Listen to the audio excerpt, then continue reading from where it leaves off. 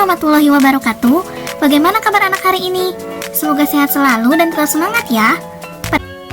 Berikut ini akan Ibu jelaskan mengenai bagian-bagian tumbuhan secara umum. Yang pertama yaitu akar. Akar adalah bagian tumbuhan yang umumnya berada di dalam tanah. Untuk beberapa jenis tumbuhan, akar juga terdapat di atas tanah, bahkan menggantung. Akar berfungsi antara lain sebagai bagian yang mengkokohkan tumbuhan. Jika tumbuhan tidak memiliki akar, tumbuhan akan mudah dicabut, mudah roboh ketika tertimpa angin, atau hanya terbawa air ketika turun hujan. Zat-zat mineral dan air yang dibutuhkan untuk membuat makanan diserap oleh akar dari dalam tanah. Namun, pada beberapa tumbuhan tertentu, akar tidak hanya berfungsi menyerap air dan mineral, tetapi juga berfungsi sebagai penyimpan cadangan makanan.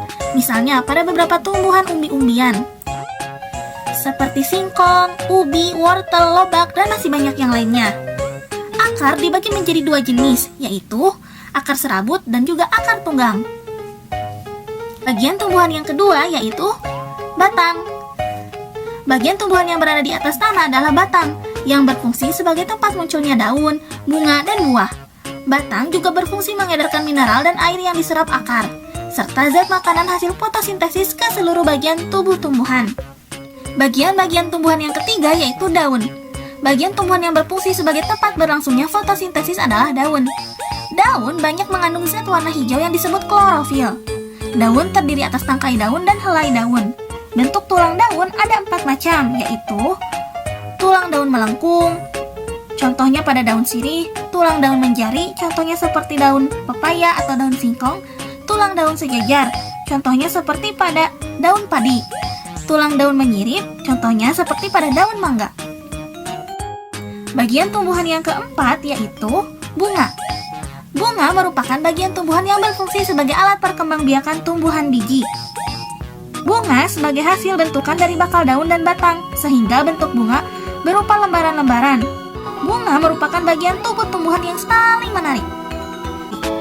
Sekarang kita lanjut pada bagian-bagian tumbuhan selanjutnya, yaitu buah.